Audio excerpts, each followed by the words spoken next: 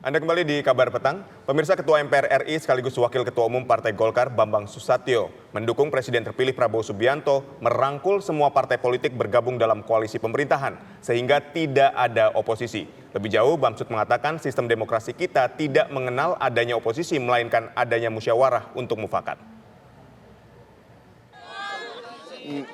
Ngomong ini dan itu. Ini dan itu. Mau tahu aja.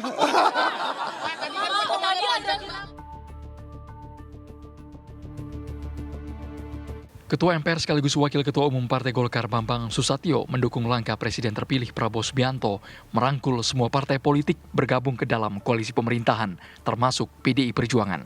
Menurut Bambang Susatyo, sistem demokrasi Pancasila di Indonesia tak mengenal adanya oposisi, melainkan musyawarah.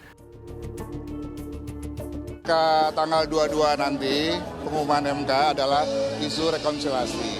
Tadi kita sudah lihat ada Pak Arsad datang ke sini. Pak Arsad juga tadi sore datang bertemu dengan Rosan.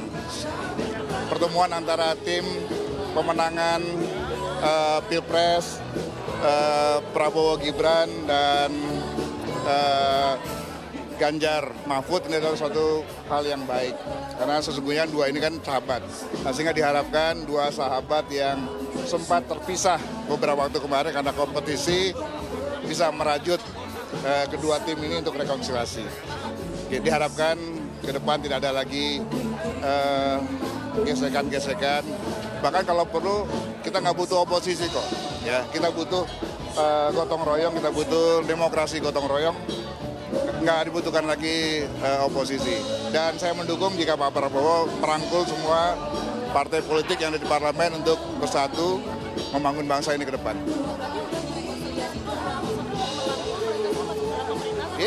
Iya, konsekuensinya pasti harus merangkul mereka dalam pemerintahan. Membangun bangsa secara bersama-sama. Pernyataan ini diutarakan Bamsud setelah Gerindra memberikan sinyal untuk mendekatkan diri ke partai pimpinan Megawati, PDI Perjuangan, melalui rencana pertemuan Prabowo-Megawati yang infonya berhembus kencang saat ini. Rekonsiliasi ya, saya pikir antara PDIP dengan Gerindra tidak pernah ada perbedaan sehingga diharuskan rekonsiliasi. Kami selama ini komunikasi baik lintas partai maupun di parlemen antara PDIP dan Gerindra. Ya ini kan kita komunikasi kan jalan terus. Jadi ini kan MK juga tinggal beberapa hari lagi. Ya kita belum tahu apakah sudah MK atau sebelum MK, nanti tergantung hasil komunikasi. Lebih lanjut dalam halal bihalal di kediaman Ketua Umum Partai Golkar, Airlangga Hartarto, pada 11 April lalu, Bamsud menegaskan bahwa berbeda pandangan politik adalah hal yang wajar. Pilpres tak boleh menciptakan perpecahan, sebab tak ada lawan ataupun musuh abadi dalam kancah politik. No hard feeling. Lantas, apakah mungkin PDI Perjuangan merapatkan barisannya untuk mendukung pemerintahan Presiden dan Wakil Presiden terpilih 2024? Ataukah oposisi merupakan harga mati yang tak mungkin ditawar lagi? Tim TV One mengabarkan. Pemirsa, Ketua MPR sekaligus Wakil Ketua Umum Partai Golkar Bambang Susatyo mendukung langkah Presiden terpilih Prabowo Subianto untuk merangkul semua partai politik ke dalam koalisi pemerintahan. Menurut Bambang Susatyo, Indonesia tidak memerlukan oposisi karena dalam sistem demokrasi Pancasila tidak dikenal oposisi. Pernyataan ini muncul setelah Gerindra mulai merapatkan ikatan politiknya dengan PDIP lewat rencana pertemuan Prabowo Mega atau Prabowo Puan Maharani. Lantas, akankah Prabowo membuat perimbangan kekuatan politik antara Golkar dan PDIP di koalisi pemerintahannya? Untuk membahasnya, pemirsa, telah bergabung bersama kami ada Wakil Ketua Umum Golkar, yaitu ada Bang Erwin Aksa, dan juga ada pakar politik dari CSIS, yaitu ada Mas Arya Fernandes. Selamat sore Bapak-Bapak semua. Selamat sore, apa kabar? Ya. Baik, selamat. Baik. Sama-sama Bang.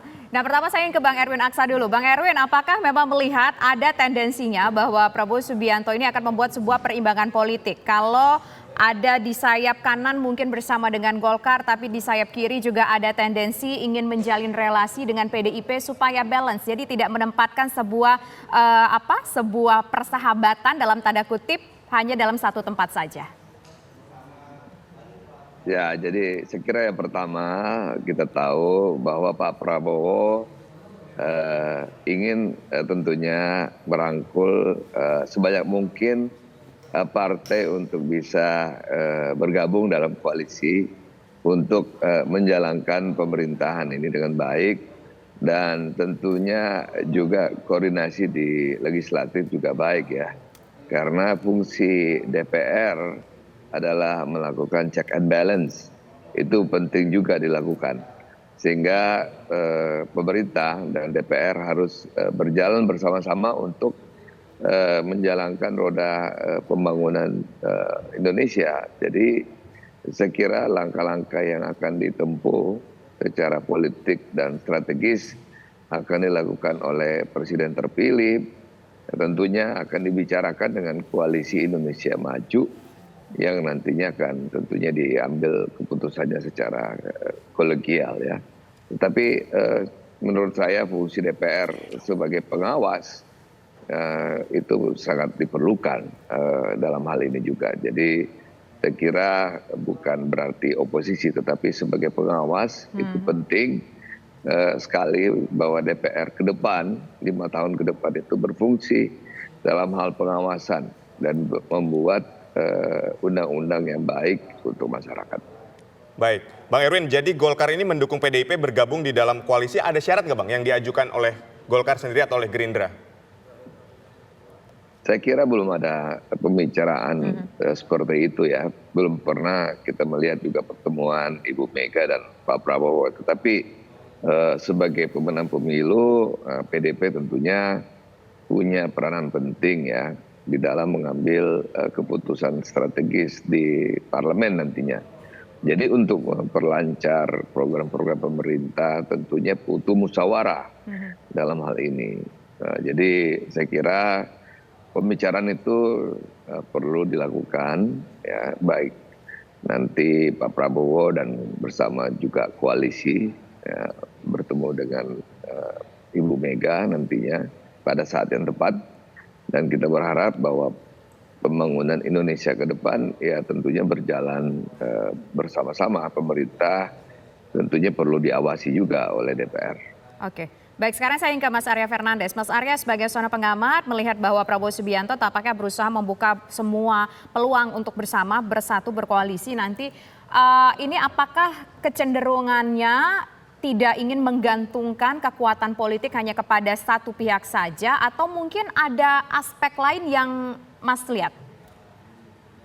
Baik, selamat sore Bang Erwin, teman-teman studio. Jadi saya kira Pak Prabowo meskipun memenangi pemilu dengan suara 58%, itu saat ini sebenarnya menghadapi kondisi yang belum begitu menguntungkan ya. Kenapa? Pertama, gabungan suara 4 partai di 02 itu hanya 48,3% estimasinya kursi DPR-nya. Nah, artinya ada sekitar 50%-an lebih, sekitar 52% yang partai bukan pendukung Pak Prabowo. Ya. Kondisi yang kedua yang belum menguntungkan juga adalah meskipun beliau mendapatkan 58%, tetapi dari sisi perolehan suara partai itu Gerindra hanya finish di urutan ketiga di 86 kursi, berbeda dengan Partai Golkar yang mendapatkan sekitar 102 kursi. Nah, dua kondisi tersebut itu membuat akhirnya Pak Prabowo mencoba mencari atau membuka opsi yang banyak ya. Baik opsi berkoalisi, membangun pembicaraan koalisi dengan PD Perjuangan yang akan dibicarakan, ataupun membuka pembicaraan koalisi dengan Partai Nasdem dan PKB. Ya. Dan situasinya sampai saat sekarang kan belum ada yang betul-betul pasti, karena ketiga partai ini masih menunggu putusan Mahkamah Konstitusi. Nah, karena kalau kita lihat dengan kenapa itu ada penting untuk membicarakan itu? Karena kalau kita lihat koalisi-koalisi yang dibangun pasca reformasi, terutama setelah pemilihan presiden tahun 2004, itu ada kecenderungan presiden terpilih itu perlu untuk meningkatkan dukungan koalisi partai di DPR supaya dalam proses pembuatan kebijakan dan undang-undang itu lebih mudah. Makanya misalnya kalau kita lihat di periode pertama Pak SBY setelah memenangi pertarungan 2 putaran di tahun 2004 ya. Kemudian setelah Partai Golkar berhasil masuk, itu total kekuatan Pak SBY ketika itu sekitar 70% kursi di DPR. Nah, sementara Pak Jokowi di periode kedua bahkan hingga mencapai dukungan koalisi hampir sempurna ya. Hanya sekarang menyisakan PKS yang tidak berada di kabinet. Jadi hampir sekitar 95% itu semua partai bergabung di pemerintahan Pak Jokowi periode kedua. Nah, situasi Pak Prabowo tentu sekarang rumit ya. Bukan rumit ya, agak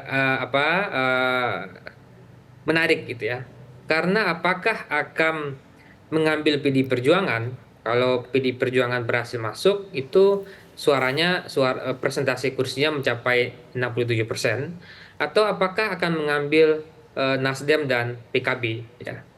Nah, dua situasi itu yang membuat sekarang kalau kita lihat kenapa kemudian pembicaraan terkait koalisi dan siapa yang akan bergabung itu kemudian meningkat ya, karena ada kebutuhan dari sisi Pak Prabowo untuk mengamankan atau mendapatkan dukungan di atas 50% kursi di DPR. Karena saat ini gabungannya hanya 48%. Dan dengan posisi Gerindra bukan sebagai partai pemenang pemilu, tentu tidak mudah juga bagi Pak Prabowo maupun Partai Gerindra untuk menjadi kingmaker di koalisi. Karena Gerindra hanya dapat 86 kursi.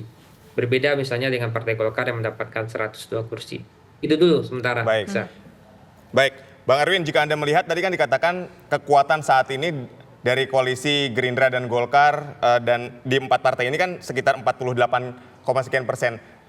Koalisi mana atau partai mana yang kira-kira paling berpeluang besar untuk diajak bergabung dan menguntungkan koalisi yang saat ini ada?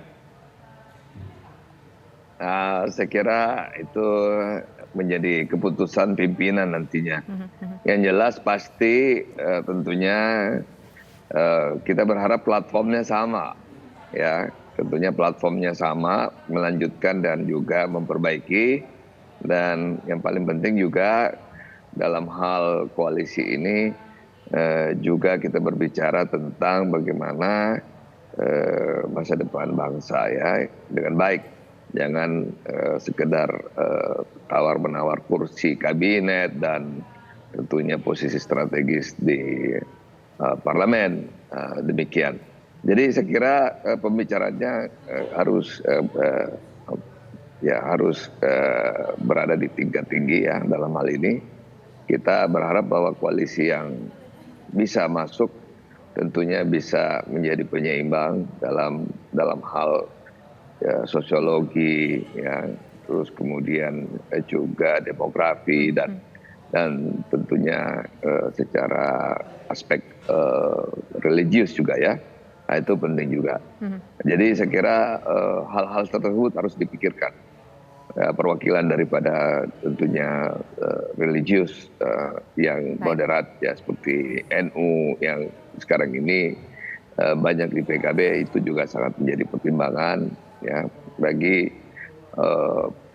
parlemen ke depan dan juga pemerintahan ke depan. Ya, tentunya itu hal yang sangat penting. Dan tentunya kita berharap bahwa siapapun yang ingin bergabung tentunya kita berbicara keberlanjutan dari apa yang dibuat oleh pemerintahan Jokowi dan menyempurnakan apa yang belum sempurna. Ya, itu yang perlu kita samakan dulu. Ya, Bang Erwin Aksa, sebagai seorang politisi melihat ada rencana pertemuan antara Prabowo Subianto dengan Puan Maharani, Prabowo Subianto juga dengan rencana pertemuan dengan Megawati Soekarno Putri. Akan kemana arahnya? Apakah kira-kira memang nanti akan terbuatlah sebuah koalisi yang cukup gemuk dan cukup kuat? Nanti dijawab ya, usai jeda berikut. Kami kembali sesaat lagi. Anda kembali di Kabar Petang, kita akan melanjutkan kembali dialog kita. Bang Erwin, ini kalau kita lihat kan saat ini hubungan antara Jokowi dengan PDIP ini kurang harmonis, Bang. Nah, terus ketika Prabowo punya semangat untuk menyatukan PDIP dalam koalisi, nantinya gimana hubungan Pak Jokowi sendiri dengan Pak Prabowo ketika PDIP benar-benar bergabung menjadi sebuah koalisi?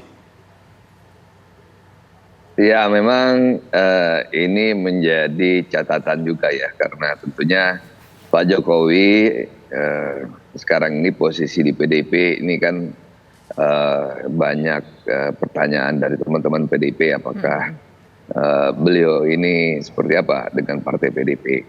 Nah, jadi tentunya hal ini pada saat beberapa bulan ke depan ini pastinya Pak Jokowi perlu juga menjembatani hubungan koalisi Indonesia Maju ini dengan PDIP.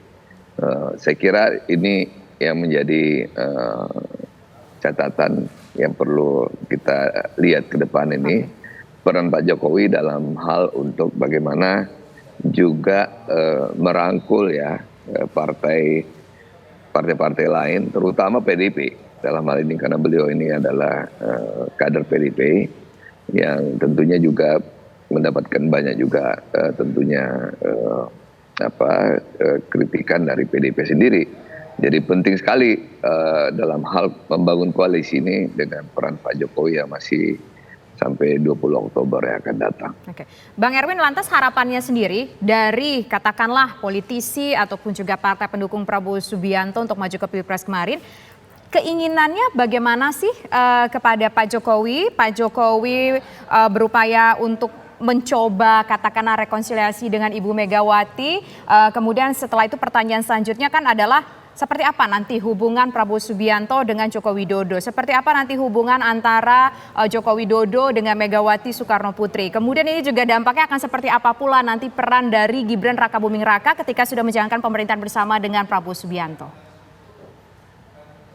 Ya, saya kira begini, kalau kita lihat dari beberapa pengalaman kita di masa lalu bahwa yang memiliki atau yang menguasai partai tentunya akan terus eksis ya. Tentunya PDIP dengan Ibu Mega terus eksis, Pak Prabowo dengan Gerindra terus eksis, dan Pak Erlangga dan Golkar tentunya akan eksis juga. Jadi saya kira ke depan partai politik tentunya akan menjadi ketua partai politik ini punya peranan strategis dalam hal ini. Dalam hal ini tentunya dalam membangun hubungan, dalam hal membangun koalisi pembicaraan strategis, itu penting sekali partai politik tersebut. Sehingga makanya ketua-ketua partai itu memiliki peranan strategis dalam mengambil keputusan. Sehingga saya kira setelah 20 Oktober, ya tentunya kita bisa lihat kalau Pak Jokowi tentunya tidak dalam sebuah partai politis yang punya peranan jangka panjang, tentunya akan berbeda dengan posisi beliau sekarang ini yang masih menjabat sebagai presiden. Baik, Mas Arya, jika kita ini dengan pertanyaan yang sama ini masih berandai-andai juga.